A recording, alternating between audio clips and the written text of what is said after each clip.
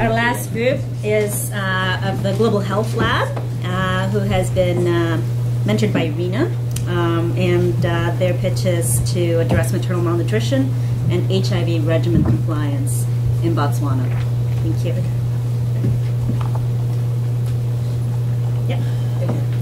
We, the Global Health Initiative, would like to thank you, members of Positive Innovations for the Next Generation, PING, for hearing our solution and reminder today, as we believe that you can give us the support to take this project off the ground. We would like to introduce you to Sadia.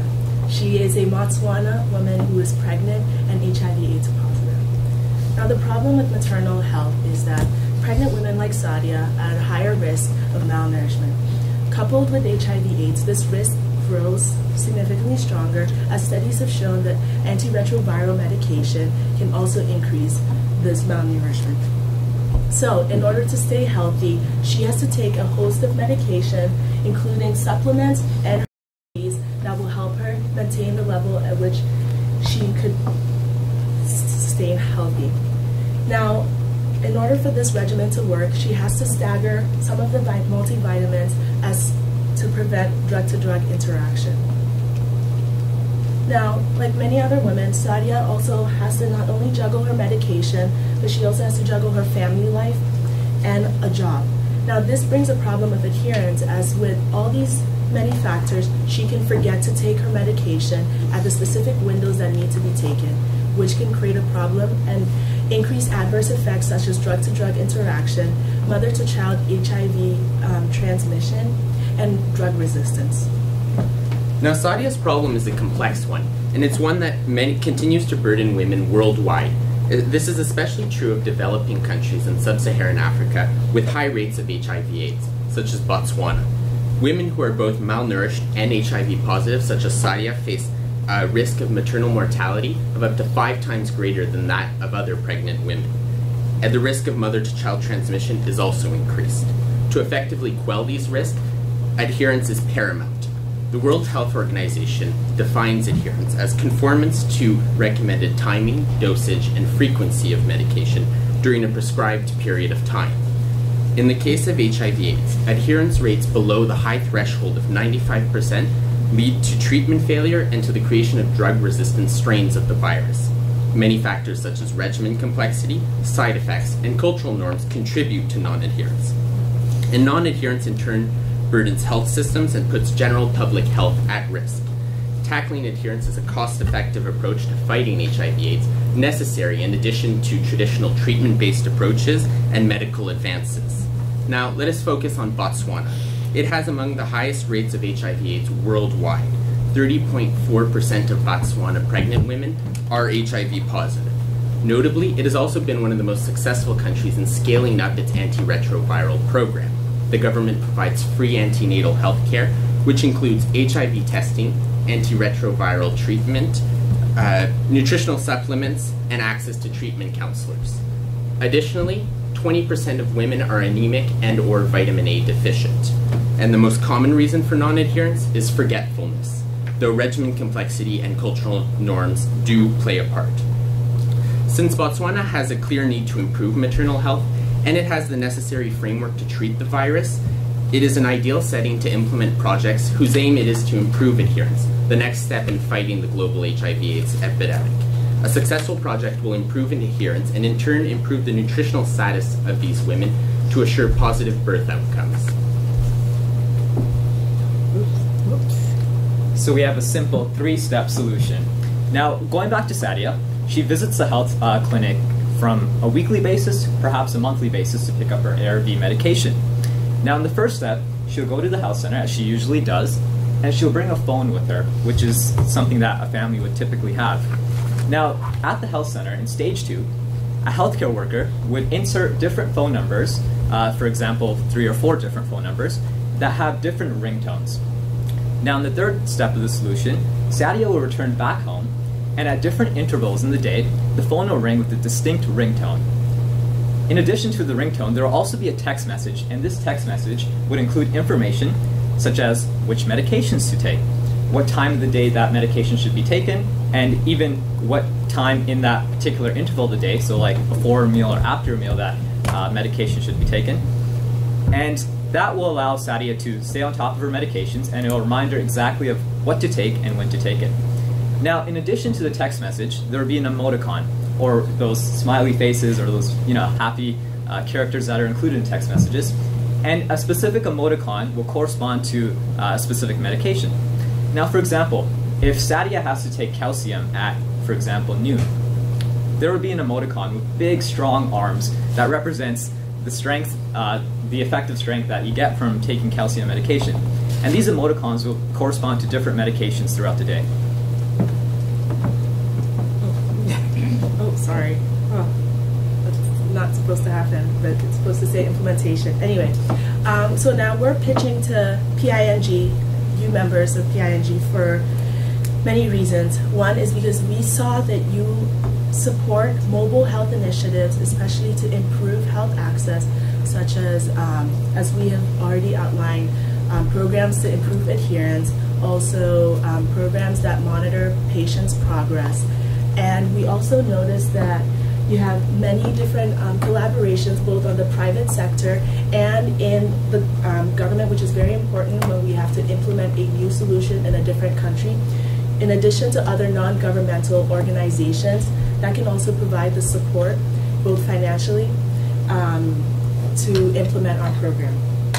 Okay. So in order to address our solution, we looked to see how we can make it more effective. And we looked at other initiatives that tackled the same problem. And what we saw is that many of these initiatives were heavily web-based.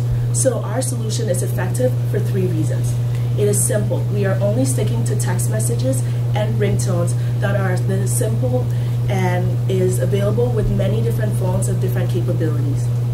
It is cost effective. When we take away the need and the dependence on internet, we take away the extra cost in running and reminder. And lastly, it's innovative. We're tapping into mobile technology that is fastly growing in Botswana, and such an outreach will help us get more people to have access to this solution.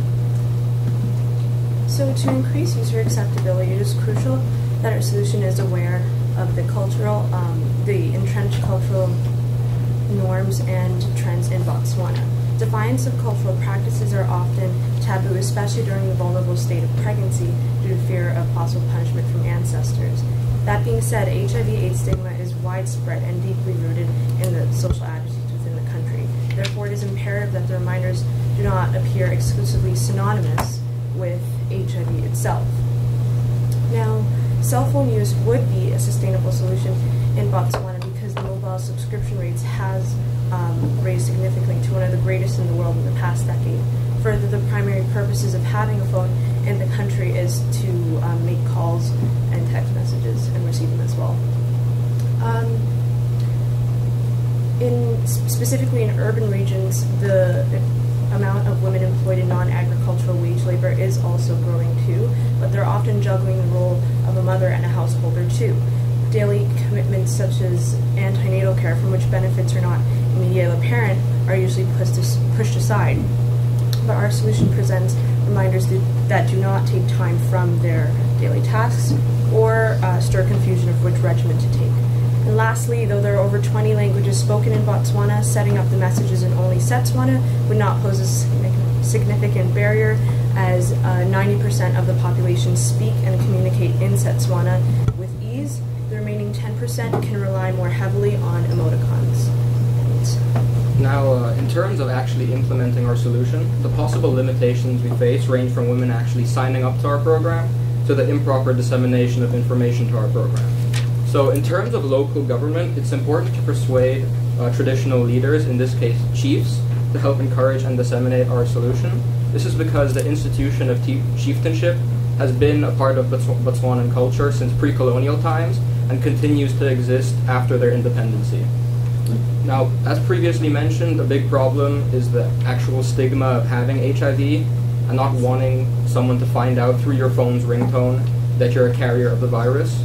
So to try and combat this, we're giving the women an option of when they go to the clinics to put a popular song as their ringtone, so that when it rings, people won't really pay much attention to it, They'll just think, oh, this is a popular song, so they put it as their ringtone. The aim of this program is to encourage self-monitoring on behalf of the women themselves to encourage success. And this goes back to the definition that Simon gave, being the timing, dosage, and frequency.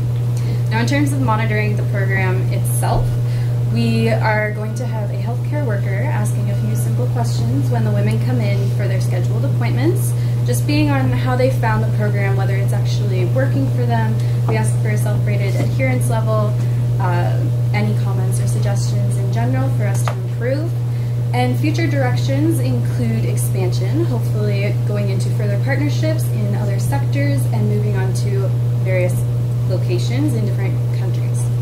And we realize that self-monitoring has previously been an issue in the past as it's been associated with overestimating adherence and being inaccurate. However, we still chose this method as it's the most cost-effective without using sophisticated methodology or technology. And we thank you for listening to our solution and proposed solution for our problem, and look forward to your inquiries and questions.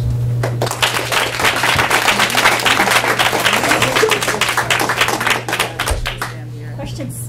How much? Well, it's going to be around $300,000 for 1 year to just implement the program.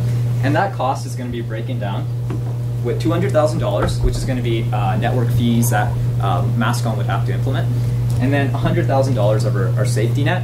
And this is an overestimate in the sense that if we do certain programs like MASCOM CSR program where they're already implementing HIV or ARV medication programs for their employees who might have HIV and AIDS, the cost goes significantly down. And we also have the opportunity to perhaps generate revenue off of this because there's advertisement that we can include in the text messages, so that can also subsidize the costs. Cricket can do it for $7,000. Is the $300,000? Your background on that. Take me through that again, if you would, in the safety net and without MASCOMs. I'm sorry. Yeah. So the $200,000 is specifically for our sample population, which is in Francistown. Now, Francistown has a population of about 100,000 people, and around 10 to 15,000 of that population are women living with HIV and AIDS.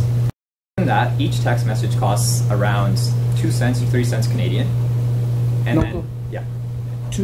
Keep going. Sorry. Oh, 2 yeah, to 3 cents. That's what Canadian. I was wondering. Okay. So, given that and given 365 days in a year, you can approximately estimate the cost to be around $200,000. Just a question on the effectiveness side of this, because with adherence, that's your biggest problem. Self-monitoring helps you to some degree. So did you think about any kind of interactive technology rather than just text messages? So did you think at all about having that person who's on the medication actually text you back and say, I took the pill? Why do I suggest that? Because once you actually get people engaged actively in their own treatment, you tend to get better results. You can't monitor because you're right, it's very expensive to send people out to monitor, although you can do spot checks. But the evidence does tell us that once people become partners, active partners in this, you get a better result. And your technology would allow that. We did think about it. Okay. Initially, we decided not to go down that road because in Botswana, people don't have to pay to receive text messages They and have to calls, pay to send. but they have to pay to send. Right. So that would be a cost for the users. Right. Also, there That's was... a good point. Yes, Yeah. and there was... sorry. About 95% of Right.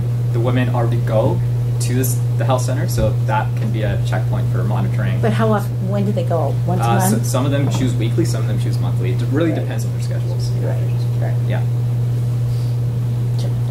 Okay, common themes, you're going to hear from me again. Sorry.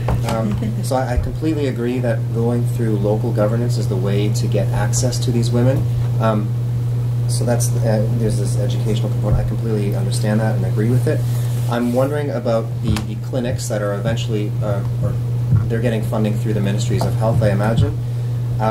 What are you trying to demonstrate over some sort of pilot period of, 18 to 24 months? Let's just assume something like that. At the end, Are you trying to demonstrate to the system that there are, significant cost reductions or something like that? Where does the sustainability piece come in? Will the Ministry of Health absorb this SMS system? What are the thoughts moving forward after proof of concept demonstration? So studies have shown that adherence projects do reduce costs for general health systems. They also so they reduce costs and they're more effective. And because when people don't adhere to their regimens, the creation of different strains of the virus mean that they have to take different combinations of ARVs, which aren't readily available in developing countries. The main ARVs available are the first-line medications, which we don't necessarily use like here in Canada. So that would incur more costs, and it eventually people spread those, and it becomes harder to fight the epidemic. Thank you. So I just have one follow-up. If it's the cost of sending messages back that are inhibiting you, they're not that big given the number, the cost of a text message back in your program. So would you think of adding to your budget and providing some incentive for people to get involved in the program by paying their text messaging costs back to you?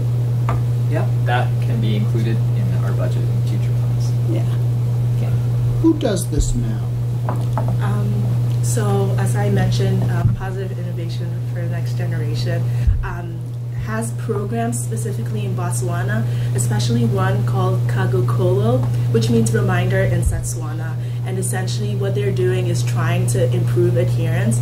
But what we found was that it was a web-based program, so that limited the access and outreach to the population. So what we were trying to do is that we were trying to work with, the intention is to work with you, PING, so that we can increase the outreach, so that we can increase more women to having access to our program. So that's, is there anything else I can clarify? Well, it seems to me that it would make as much sense to do this in Western countries with seniors populations, Sure for would. example. But, Obviously. We got to go there. Yeah. but it's important to also Let me do just this in- email the Ministry of Health. Yeah. So just one more serious comment while we have a deputy with us. We do, Jonathan knows, we do large-scale management of diabetes populations in Kenya with a version of this technology. You prick your finger, you swab your cell phone, the results go to a central part, and you get an emoticon back, smiley or sad, which tells you what your blood sugar result is, and it's an enormously cost-effective way managing diabetes. And if we ever did that in the province of Ontario, we could save hundreds of millions of dollars. But we're way behind in health innovation in the system for obvious stakeholder interest group reasons. We'll stop here. That's actually the beauty of our solutions, that it can be implemented in different issues of health outside of HIV and AIDS, like you said, diabetes or senior care. So it makes our solution very adaptable to different situations in different countries. Let me just make another comment, which is just for you guys to go on with this, because we had a group at the Monk School called the Innovating for the Poor, right? Which is a group of faculty that Teresa knows very well. 2 from the Rotman School, 1 from engineering, 2 from engineering, 1 from medicine, and 2 of ours. And we crossed the whole university that way. And we're about doing all these experiments on the ground on health innovation in poor countries, what works, what doesn't. So you guys should connect up, okay? Teresa will put you in touch with Joe Wong and that whole group, but we're just getting funded in a big way, so you should connect up with them. Thank you very much. Thank you very much.